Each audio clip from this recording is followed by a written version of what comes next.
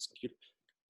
What's going on, everybody? We welcome you to our second installment of a necessary conversation and what we hope is maybe a tool or a resource for coaches across San Diego or anywhere you're watching nationwide to help engage your student athletes in conversation about what's going on. We're joined by Brian Caruso from Mount Miguel, Marshawn Cherry from Mission Bay, Haseen Williams from Mira Mesa, and the San Diego Girls High School Hoops Report. Haseen, it's always good to have you back on the show.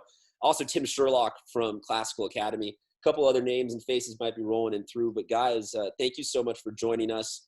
We are a little over a week now into what I think is going to end up hopefully being a generational defining moment for a lot of us, including the student athletes that you guys all coach. So I think I'll just start with, from what you guys have seen in the last couple of days to the student athletes that you're coaching, where is the conversation currently at? Do any of you have any experience, examples of how you've been talking with your student athletes the last couple of days about this? Just somebody help us kind of jump off with any sort of experience they've had in the last couple of days, or just open reaction to what's going on. Haseen, you want to start off? Yeah, so for me, coaching girls, I haven't actually had a chance to, completely address everyone.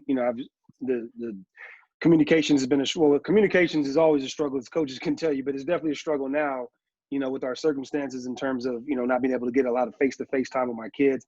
What I've been trying to do is kind of check in with them individually, just because I feel like on real sensitive issues, the group thing maybe not always be more, very conducive for everybody to speak their opinion. And, some of these kids are better off, like, trying to tell you how they feel without the pressures of maybe what their teammates feel about it. So I've just been kind of checking in on them individually. And what you find is these kids are smart, man. They're resilient. They know what's going on the world. And they process it probably a lot better than some of the adults do, just because they haven't had the amount of life experience and the baggage that we all bring, with our experienced ages and things we've seen. And, I think, this is more, this generation is definitely more of a generation that wants change. I have a lot of kids that have been going to protest and have been, taking a lot of stands on social media. And actually some of them would kind of surprise me, because, there'd be kids that are a little bit more reserved and not necessarily the kids that you would expect to maybe take a stand. But from what I've seen, a lot of my kids are impacted, and they're using their voice. They're knowing that now their voice is being heard. And for me, all I'm trying to do is encourage that. And the big thing that I keep taking back from the stuff I'm watching on the news, just listen. You got to listen more than you talk, and allow people to express how they feel, and not, we got to get away from this thing where I'm not really listening to you talk. I'm waiting for you to finish so I can tell you what I believe. No, we got to get to the point where everybody's listening to each other and do more listening and less talking. No, that's true. To kind of hop on what he's saying, the communication factor is the hard part. Like you said, you're used to being in the gym with your guys face to face. I teach at the school, so I see them all the time. Not being at the school, what we did was when they started the Michael Jordan documentary, we started doing Zoom calls during that time frame. We all watched it as a team, and then afterwards I have them have a discussion about it to kind of go over what they thought or whatnot. And then we send them, we have a group chat where we send them weekly film to watch on Huddle of our games from last year, and then have to write a review on it.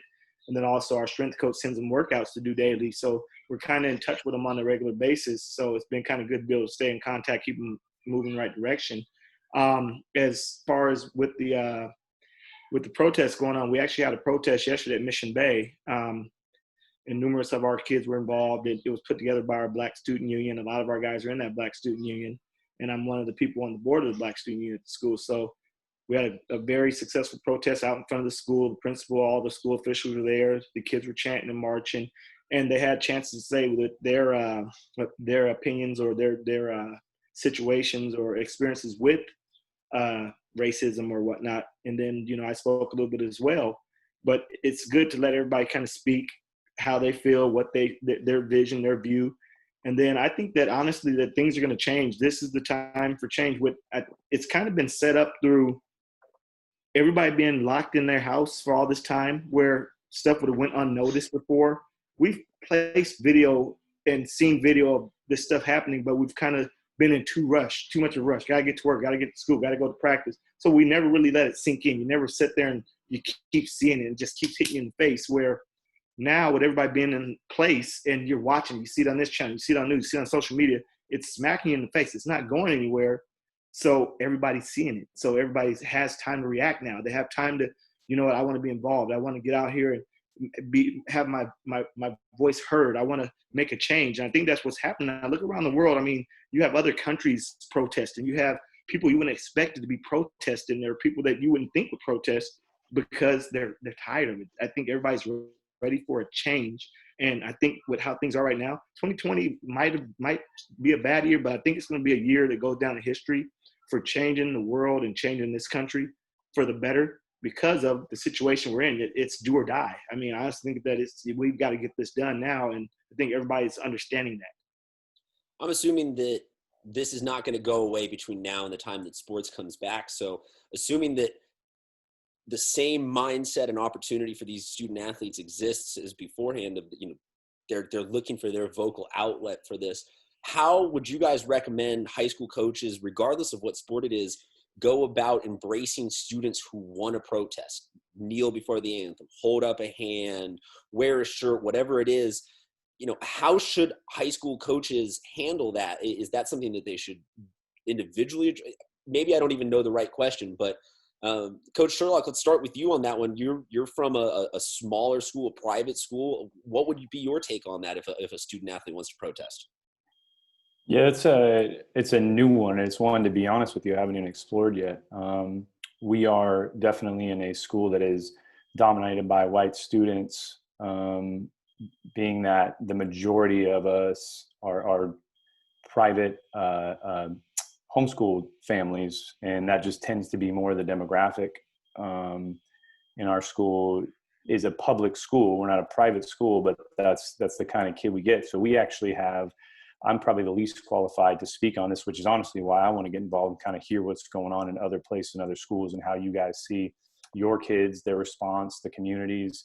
But the big thing that I'm looking at with my kids is I'm personally a big fan of history. I constantly, when I come across an issue that seems new, usually if you go back in time, we've seen it before in some capacity. So one of the big things I do is anytime I look at something like this, I go try and figure out how much I can learn about prior social justice movements, prior economic changes that we've dealt with.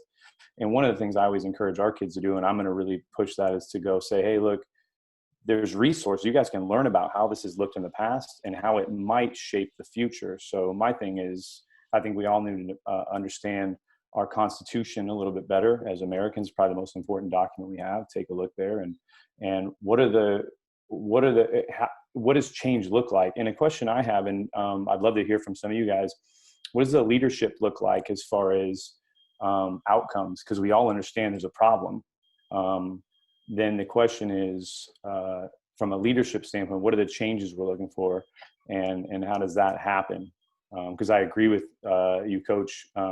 You said the 2020 is going to be hard, but it may be one of the most defining positive moments in all of our lives. So I don't know. You talked about change being enacted. One of the ideas that got tossed around in our previous conversation was the development of some sort of a Rooney rule, as it's called in the NFL, or some sort of protocol for hiring head coaches that involves a real effort at diversity. Is that something that you think that San Diego high school sports could benefit from? Is that going too far? Is that a small Band-Aid on a giant wound? What would be your reaction to something like that, Coach Cherry?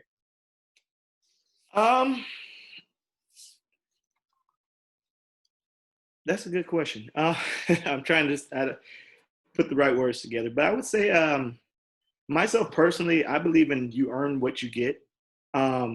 I never want anybody to give me something because of the color of my skin. I believe that I'm going to go out and get what I deserve, and I don't mind working. And I know a lot of us don't mind working. We just want to be given a fair shot. So don't hire me just because I'm Black and they're not.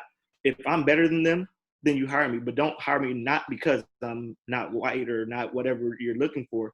It always should be the best candidate for the job, and if I'm better than that person, then I should have the job. But there's been situations where we have been better and not gotten the job, or it's the buddy system or the good old boy network, whatever you want to call it. But I know that I was hired for 5 jobs before I got at Mission Bay, and I was blocked by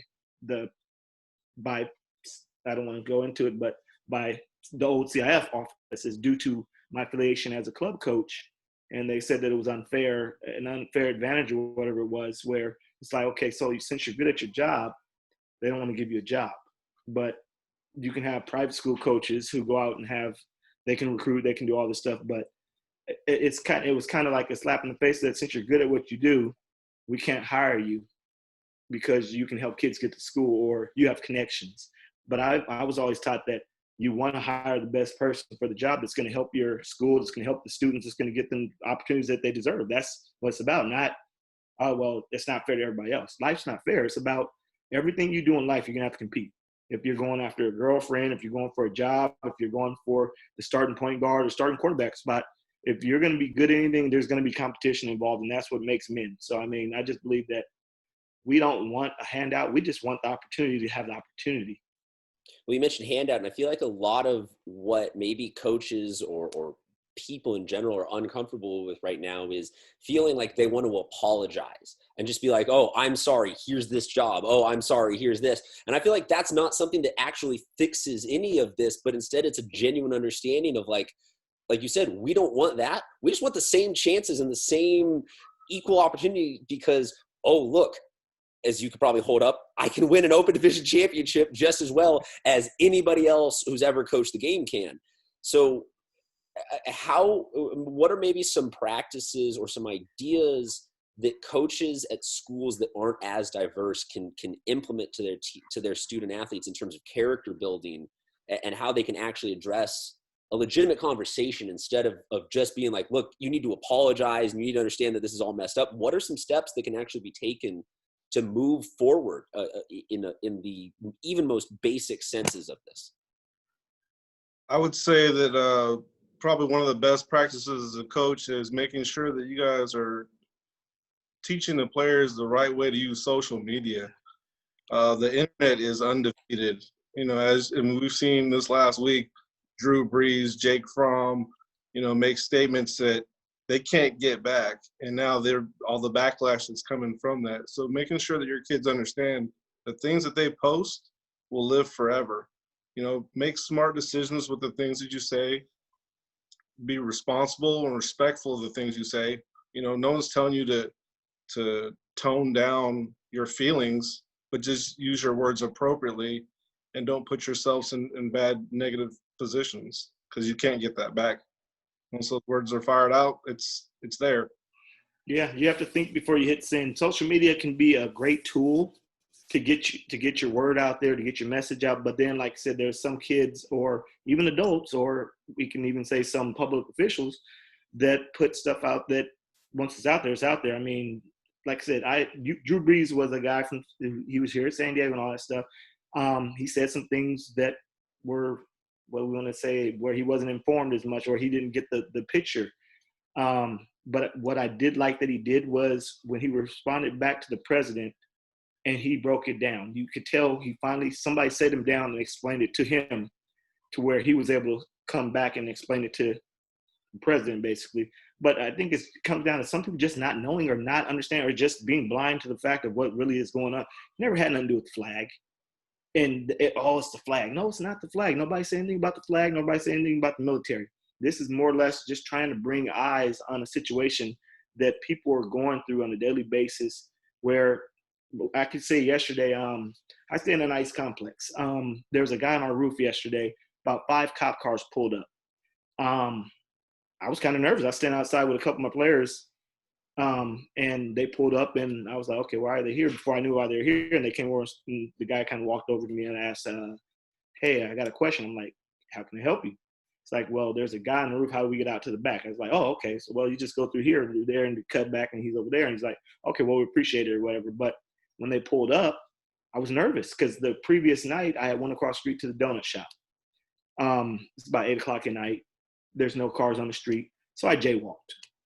And as I'm coming back, I jaywalk again. There's no cars on the street. And I see this car speed up, flashes lights at me. And then I hear through the loudspeaker, he's cussing me out, calling me all out my name. Get your ASS out the street. I'm going to run your ass over, leave you in the middle of the street to die. And it's a cop. It's a white cop. And I look at him and yeah, you heard me. Next time I'm just going to run you over, leave you in the street to die. And I'm like, I'm sorry about that. And he looked at me and it's like he was trying to get the rise out of me. So he kept going and you'll die. And I'm like, well, I'm sorry about that. So then I just turned around and just walked away and just left it at that. But this is things we go through on a daily basis, and it's worse for others. I mean, you never know when it can occur. We have kids, we have older people. I mean, there was a video just the other day, or just yesterday, that came out of the riot squad pushing an old man down. Falls, hits his head, busts his head. And the two dudes that pushed him down, they suspended him. So the rest of the whole squad resigned. Yeah. And they didn't resign. They resigned to support the guy that pushed the guy down. What is that? So, I mean, they're not, people aren't getting it. I think those are important things. I think those are important things to hear, Coach. Those experiences, like I said, especially coming from, we're in North County, and I'm watching some of the things that I see locally, and they're confusing to me, and I want to hear. So again, like I said, we are dominated by white students with very few black students. So our kids don't see this kind of stuff, right? They think that racism is not really. They understand that they all know it's wrong, but they don't see it in their face other than in social media. Right. When you hear things like that, and I think I've had a couple of really bad experiences with police overexerting their force, right? And one of them was me personally. One of them was with a student, actually. I won't get into it. It's a much more emotional one, but I think that everybody's starting to wake up to this understanding of like, there's a problem there. But the problem to me, as I look at it, it goes far beyond the color of your skin. It goes when you give somebody force and power, and you give them a baton and a gun, and then you put them in really, really emotionally intense situations. Yes. So the question I've been trying to ask is, and there's guys who get that wrong on a whim, on a bad day where they blew up and missed it. And there's guys that get it wrong because that's what they're out to do, correct? Yeah. I mean, assuming hearing your story you just told right there, that sounds like that's a standard behavior. That's not an emotional situation. That's a problem. That's a problem right there. Exactly. So the question for me that I've been trying to ask is, I just recently saw on social media these defund the police things. And for me, I go, well, I don't know if that's the right answer, but it certainly needs to be, we need to do a better job of monitoring behavior somehow. I don't know what that looks like. I don't know if you guys have thoughts on that, but that's the one that really has been bothering me. Of what does that look like then? And see, I saw that defund police thing too. And my stepdad was a highway patrol for over 10 years, and he was a good one. But like I said, if you defund them, I mean, they have a dangerous job. They put their lives on the line, and I respect them for that. And like you said, it could be that some of these people in these uniforms are just bad people, and they take advantage of that. And then there's some that maybe they did have a bad day and they went too far. But I think it comes with putting protocols in place and making sure that they're accountable. The thing is, when you keep getting away with stuff over and over again, it's like a kid. If you have a child and he constantly comes home with bad grades and you keep threatening him, but he never gets punished. Okay, I'm going to take your Xbox. Well, okay, you can't go hang with your friends, but then you let him go outside and play and get on his Xbox. He's going to keep doing it until you put the parameters in place that if you do this, this is what happens. So, okay, we're going to suspend you and you still get paid. Okay, that's vacation. That's not a punishment. That's vacation. You're paying me to stay home, basically, just to stay out the way. That's helping them. So, I mean, I just think it comes down to, we have to really look at how the system is set up. They have to put things in place to where that, okay, we'll use the dude in Minnesota. He's killed people before on the job. 18 complaints? Yeah, and I think three deaths under his watch. And the same thing with his partner, the Asian guy. So these dudes aren't being punished. They're not being reprimanded. They're not being it's like it's an okay thing to do. And then, I mean, they were showing some clips, and I hate to keep going back and talking about the president, but they're showing clips of him telling them to be rough, to be physical, to knock some heads. So they're thinking that's okay. So that's what they're being told by our leadership. So they're thinking with the dude is sitting there with his knee on his neck, just looking at the video, like the person recording like it's nothing to it. Now it seems like they don't even care that they're being recorded. Like the dudes that are writing, I was watching a video of a kid telling the police that he loved them. He knew they had a tough job. He doesn't hate them.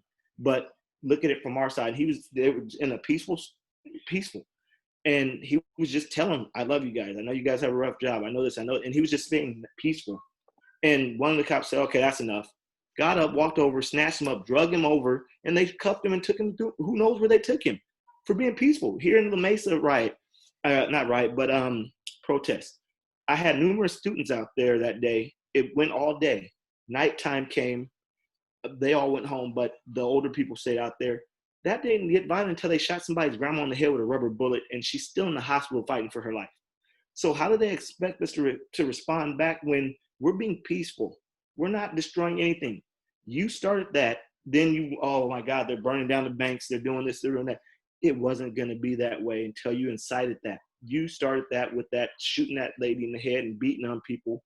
Like they cornered guys on a bridge in Manhattan where they had nowhere to go, and then they started shot bombing them and pepper spraying them and beating them down. And I heard a story where they took people that they arrested, put them in the cages they put the kids in ice with and they restrained their hands behind their back, and they left them in these cages for 5 hours in the middle of a cemetery. So these are the different stories, because I'm online looking at this stuff every day, because like I said, we have all this time on our hands. So I'm investigating. I'm trying to see if there's things we can do to help or whatever. And also, like I said, so we can educate our kids so that they don't do anything wrong. Well, Coach, you bring up a couple interesting things, because you kind of started this direction by saying this isn't about the flag anymore. Right. And I think for so long that was the copy paste that people could put over this and be like, we're not trying to address this right now. Flag. But now it's become primarily Black Lives Matter. And I will say I fully support Black Lives Matter. And I don't want this question to seem like I'm trying to put that not necessarily front and center, but it seems like also this has now become everybody's marginalized opportunity, who no matter what the community is, if you have been put down by this force or by this pressure that society has been providing.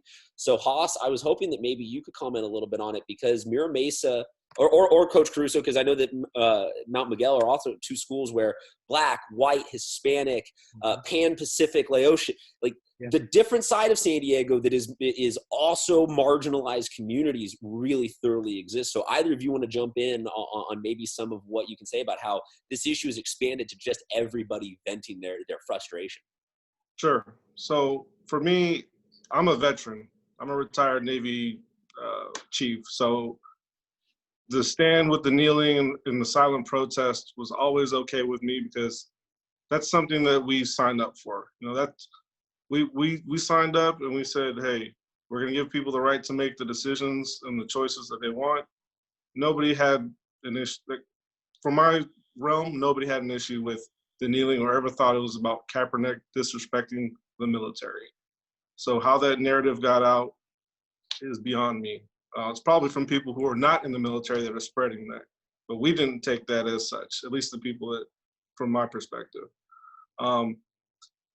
Yeah, I mean, our background is very diverse. Like you were saying, Christian, we have, a mix of all different types of nationalities. We have Hispanics, African Americans, Asians, Pacific Islanders, Caucasians. We have a little bit of everything. So all we want the kids to do is respect each other and understand each other's differences. I think a great way that as coaches that we can do that could be in the form of community relations.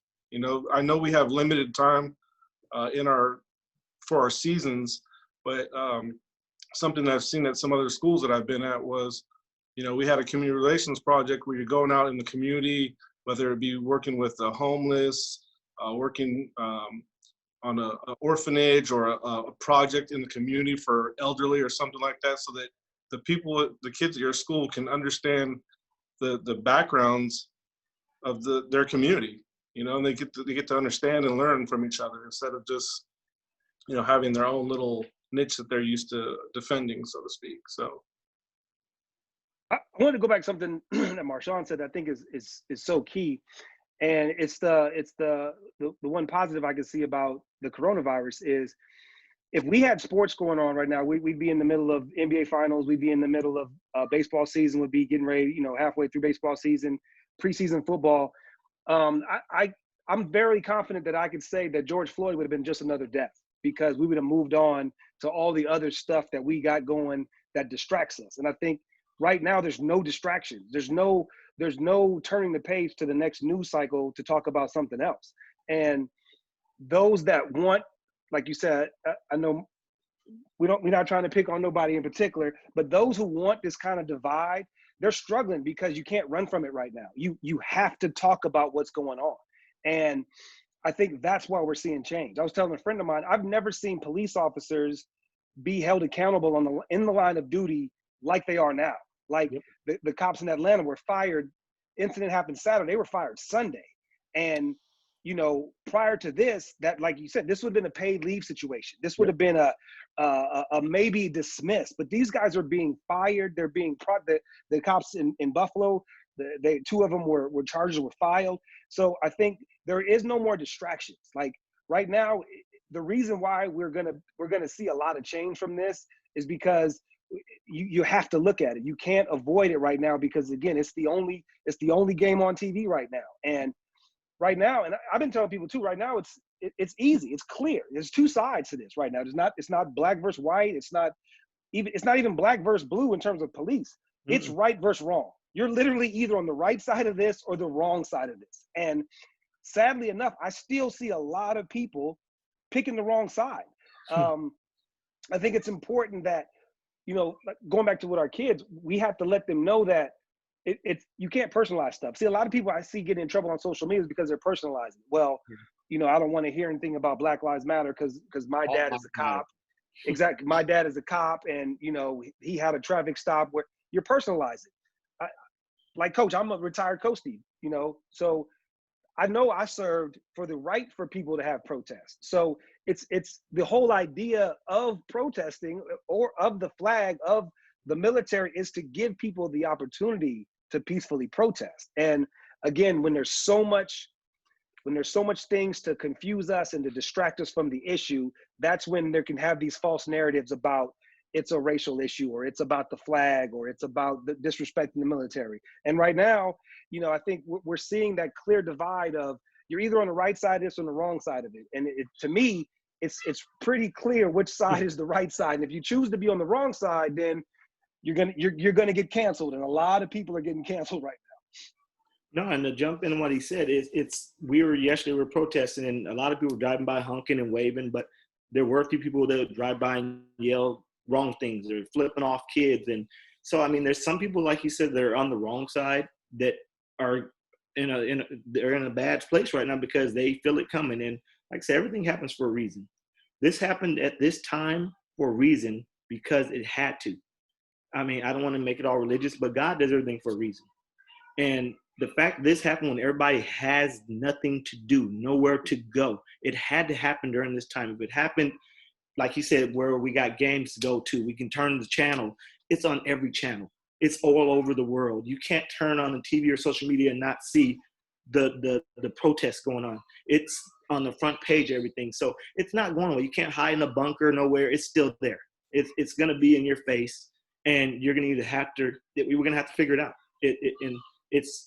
Like I said, 2020 is a year for change, and it's for a reason. And we have nothing else to do. This is where it gets done. So drawing this back into a little bit more of the high school sports specific competition wise, an idea that was kind of tossed around a little bit, or a sentiment maybe, Jeff Harper Harris from Lincoln came on here and he was talking a lot about how high school sports really for a vast majority of coaches is not about that upper crust win, get kids into call. Like a lot of it is about teaching life lessons and being a positive influence and or just being something to do to keep kids out of trouble or a worse part of life But, you know, we kind of went down that rabbit hole a little bit and talked a lot about maybe there are some unintentional bad habits being reinforced when it comes to team schedules and not playing a diverse enough amount of the different county. And, you know, for me, it was the story that when I was in high school, attending La Jolla High, we were in league with Lincoln when they opened back up after several years of being closed. And I remember we took the bus to Lincoln at like 1 p.m, had cops escort us on campus. And the more I realized this in retrospect, now looking at it through the lens of the last couple of weeks, I was butted up against being the problem, and I had no idea that I was, because I just didn't know any better and I didn't have enough exposure as a high school student athlete. I think when it comes to scheduling, a lot of what I understand the process to be is you have your league schedule assigned to you, and then the non-league comes down to kind of who you know, who you're able to text real quick and be like, hey, can we get a game scheduled? Should there be a bigger push by programs to say, hey, I haven't reached out to anybody north of this freeway or east of that freeway or south of this street ever before? How can we get a game going there? How can I take a little bit of my season and dedicate it to something like that? What's the general reaction from the room when I say something like that being instituted? Well, that's what my biggest thing is playing competition at Mission Bay. When I got the job there, Coach Kane did a great job building the program up, but I felt that we had gotten to a level where we're in that second tier of the city. We weren't with the Saints, the Cathedrals, the Torrey Pines, and I felt that's where we needed to go if we wanted to be the team we could be. So we made sure we got into the Torrey Pines tournament, talked to all the guys in there. We set up games with the North County teams that we knew we would run into, because at that point, the CIF title went through North County. You had not Saints, but Cathedral and San Marcos and those teams up there. And then you had the private schools. So we already had Saints and Cathedral in our league, but we wanted to play against Torrey Pines and the San Marcoses and the Costa Canes, because we felt that we needed to get experience against those type of teams in the regular season to run into them in the postseason. So every year I make sure we play those type of teams in our schedule. The Boogie senior year, we traveled out of the county. We played 5 of the top 35 ranked teams in the country. We were in every game pretty much down to the end. We didn't have the pieces at the end. If somebody got in foul trouble, we were in trouble. We went 6 deep. So, but no, I think that you have to play against those teams because everybody plays different. It's like going to a different city. There's a different style of play. If you play a La Costa Cane, they play different than Mount Miguel. If you play against a Mare Mesa, they play different than Torrey Pines. So it's different styles of play, different areas they play different, like Southeast teams. So we had Lincoln in our league. Lincoln plays differently than Saints. I mean, so you want to have diversity so that you're prepared to play against any type of team. And then like also when I first started coaching and working, I was at Powell Unified School District for 10 years. I actually coached at Mount Carmel, and I was the only Black coach on staff and one of the only Black people on the campus besides a couple students. On our team was me and then 3 other Black students. We went to a game at El Cap. We'll just say that it was not a friendly experience. As we're getting on the bus after we beat them, we have people throwing rocks at the bus and yelling at us. Then the funny thing is now we have a game at Morris later that year. Our coach kind of says, hey, guys, the head coach says, hey, we're going into a hostile environment. Make sure that you guys, when you go to the bathroom, you go in groups of 2, and that you guys make sure you keep your bags on you. And I'm sitting there looking at him like, I grew up around the corner from this school. My grandma lives around the corner still. So for you to say that, and I pulled him to the side later on and talked to him about it, but he didn't realize it because that's just how they've been programmed or whatever. And he's a great guy, and he's not president. He's a military guy, everything, but he's a North County guy. He's been at that school forever. He's actually the head coach there again. Well, and that's what I'm talking about with the unintentional unknown bias. So how does a coach, random school, insert name, whatever, Mount Carmel or whatever it is, how does a coach even realize that that's something that they need to do? And is there a way that they should go about trying to introduce themselves to other new coaches? How can they start to bridge that gap and maybe even realize what they don't know or what they're accidentally doing? Right. I would say go ahead, Coach.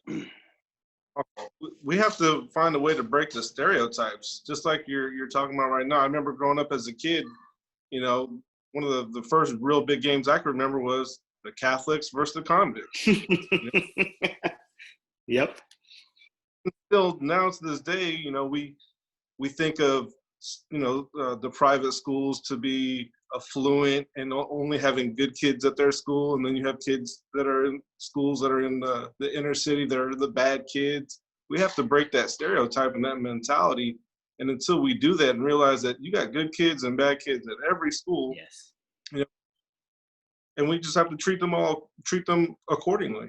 Everyone is an individual, treat them with respect and dignity. And like Coach is saying, you want to set yourself up and play the schedule that's going to set your team up for success, whether it's a North County team, a South Bay team, an East County team, whatever it may be. There's plenty of competition out there where you can get a decent schedule instead of just playing the same teams that you're accustomed to playing every single year. Haseen, you wanted to say something along those lines? Yeah, just like I think I was going to say, I had a buddy of mine. He just called me up a couple of days ago.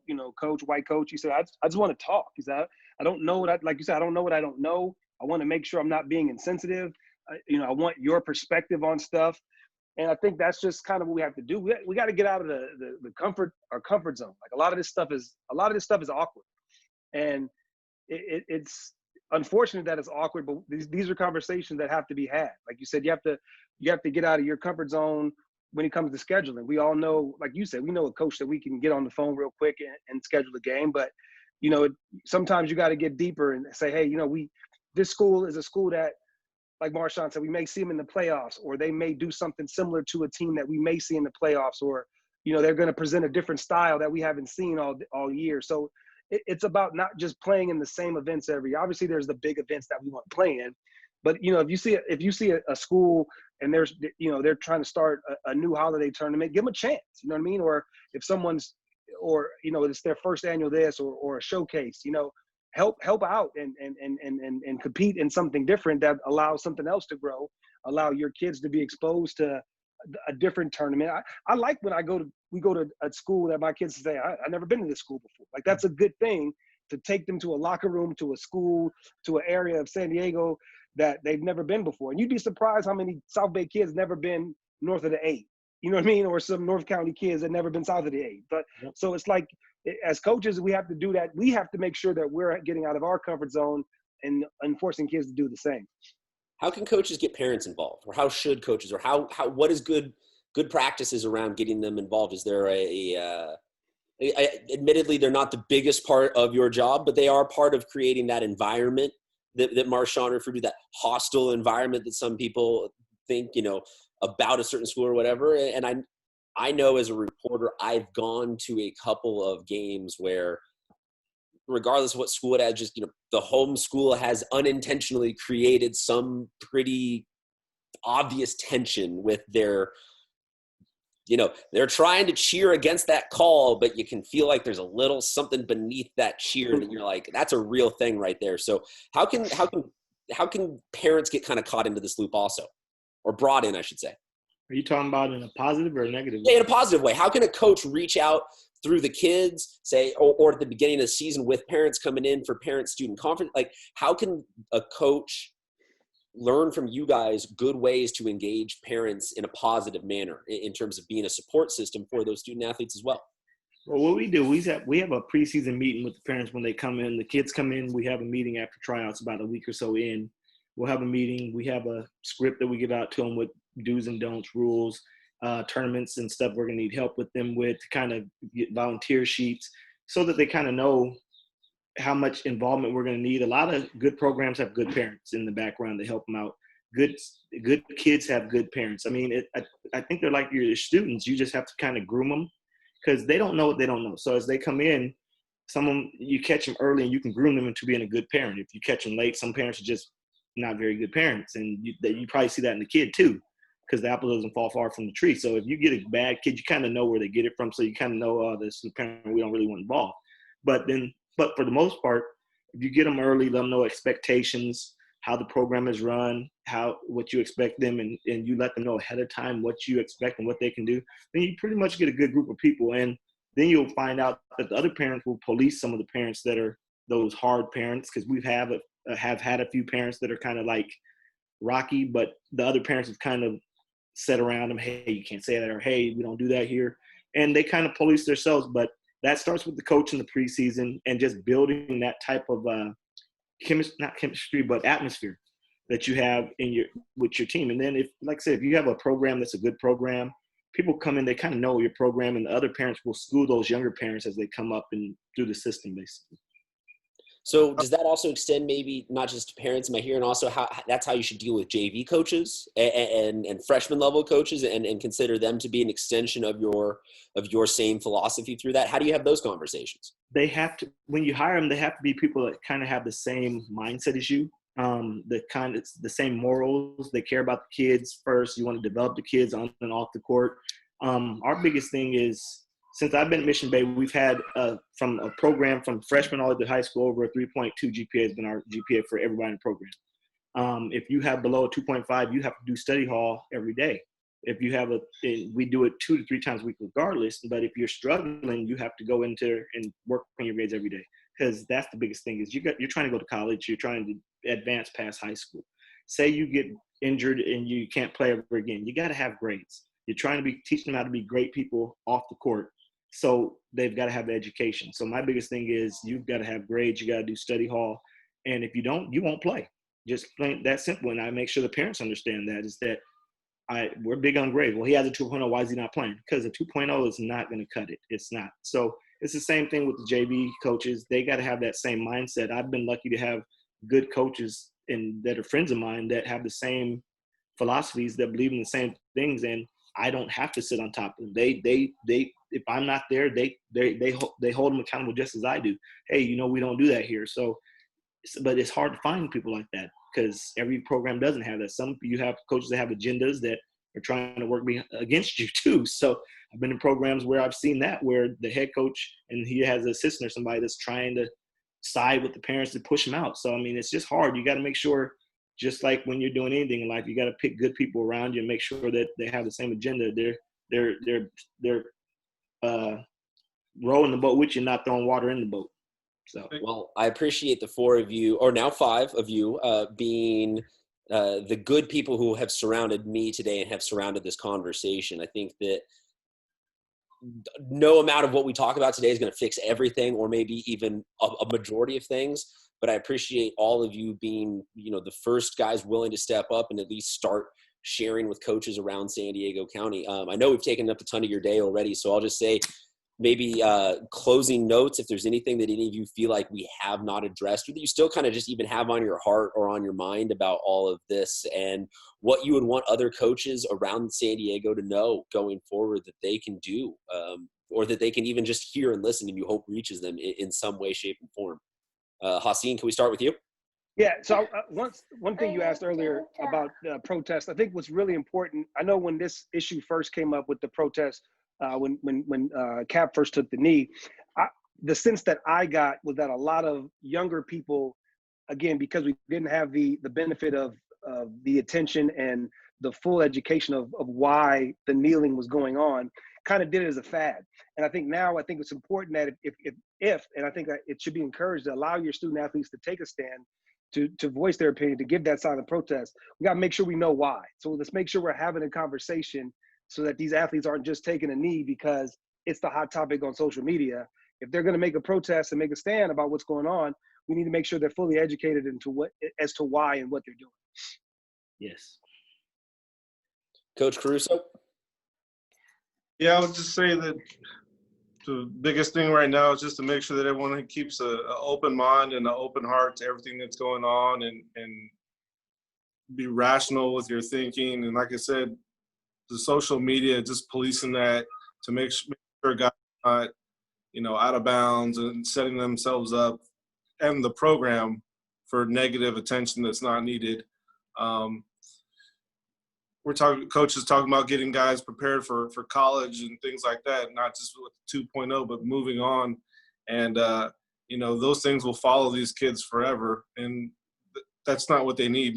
These guys have the rest of their lives to be upstanding individuals. And the best thing they can do for themselves right now is think before they type and click and hit send. Coach Sherlock, I don't know if you or your guest have any thoughts on this on the way out. Yeah, Uriah has a lot to say, but we'll save it for the next conversation. Yeah, so as he came in, and I'm thinking about the future. One of the big things, and Coach, you just alluded to this, is that this is so much bigger than football, and it always has been. And I think for the majority of us coaches, it's that way. To me, I could easily, when there are issues that are this big, that are global politics or financial collapses, and this, I go, football doesn't matter. That's my nature, and I want to dive into stuff that really matters. But I had to kind of step back and go, hey, I have a platform here, and how are we going to use it going forward? And that's why I love being a part of a conversation like this, because, like I said, unfortunately, the nature of the community that I am in is we don't get to see the same things. And I had to step out to go get my son, but you guys were talking about Christian. You brought up a great idea that I hadn't even thought of reaching out to some teams and schools that are very much maybe just completely different than you, or they're just much more diverse than you, and playing games and getting our kids a chance to see, like, oh, there's some reality to this. There's some truth here. And then as I'm thinking through that, my big long-term concern for our country and for the state of our young people is how do we find a way to stop pointing fingers at each other, the people who are involved in everyday, as opposed to starting to look at the systems and go, okay, you can't say all government is corrupt. You can't say all police is corrupt, but we know that there are problems there, and how to address those things. It's probably the job of someone way above my pay grade, but I think those conversations need to start happening. And my fear is that I don't want to see a society where division between the people is what tears us apart, but unity against a common injustice, I think would be a beautiful thing. Now, as you said earlier, Coach, I think maybe that's the outcome here. Maybe that's what we start to see is like, wait a minute, there are some real problems. But I'm happy to be a part of the conversation. Really appreciate you guys coming on and sharing some things and me about to hear and learn. But that would be the big takeaway for me, is I think that's a great idea, Christian. Those schools playing each other and reaching out to some different schools you wouldn't normally play. Coach Cherry? My biggest thing is the coaches, to other coaches, is that our job isn't just in the gym or on the field. The biggest part of our job is that we may be the only male role model that some of these kids have. I grew up myself without my dad in the home. I'm not saying my grandma, mom, and aunts didn't do a great job, but it's different not having a male role model in your home to kind of guide you and teach you the rights and wrongs of what men do. So we have to make sure that we're teaching our young men how to be men, how to carry themselves on the court, in the classroom, in the streets, to make the right choices, to know when to walk away, to know when to stand up for themselves, because a lot of them don't know. They don't know right from wrong. They just think that they got to be tough.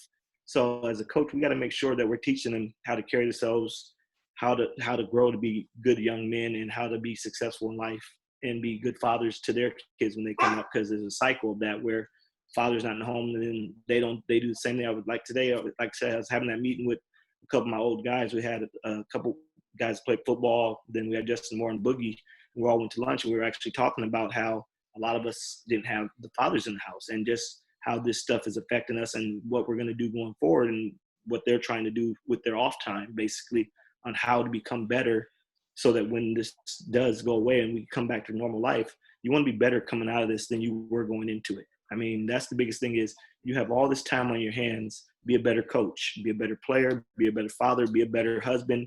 Just be better coming out of this. Don't let this take you down, because a lot of people is taken down in the ground and they're not going to recover. They're going to have a hard time, whereas you have time to make yourself a better person. So do that. Use this to make yourself a better coach, so that you can make your school better, or your players better. So take advantage of your time. Well, I really appreciate you guys sharing a little bit of your time. I know that it's very valuable, so I will not hold you here any longer. But I hope that this is the first of many conversations, and maybe some legitimate opportunity for just even the slightest bit of evolution. Because if there's one thing that we know, it's that young kids are very, very impressionable and can absolutely change. And I hope that one of the five of us on this call grows up in a world that legitimately we don't have to have these conversations by the time they're in high school. Great. Christian, I'm assuming that we'll still be there, unfortunately, or at least a little bit, well, hopefully further away from it. For any of you that are watching out there, Coach Caruso, yes. I want to say one thing before we got out of here. To Coach Sherlock, Our condolences on your tragedy last season. I had the opportunity to coach one of your individuals a couple years ago, Max Brown. So our hearts go out to you guys with your tragedy last Thanks, season. Coach. I appreciate that. Yeah. It was graduation for us today, and it was you had a lot of stuff remembering Jonah Stabil. So yeah, he's missed. Thank you. Appreciate it. That's awesome. I really appreciate you bringing that up. For any of you out there that are looking for more from any of these guys, we will include all their information for social media, how you can get a hold of them. I'm sure they would love to help continue the conversation in a public forum on social media, or just be resources for younger coaches or different coaches to pick their brains about. And maybe you can even get a game set up against one of them. I'm sure that Coach Cherry would be looking forward to beating any of you, running you out the gym next season. Just happy to have it back. Sorry if a little bit of levity there undoes all of my attempts at social change, but I have to smile through some of this. Otherwise, it gets a little too serious for all this. Thank you, everybody, for watching. We appreciate your attention on all of this stuff that's way more important than sports. And coaches, I thank all of you guys for a little bit of your time. You stay safe. Have a great rest of your day. And I hope to see every one of your smiling faces at a game very, very soon. Talk to you guys. Thank you for having us. Everybody be safe. Thanks a lot. See you guys later. Thank you again, guys. Really, really appreciate it. Thank you. Thanks.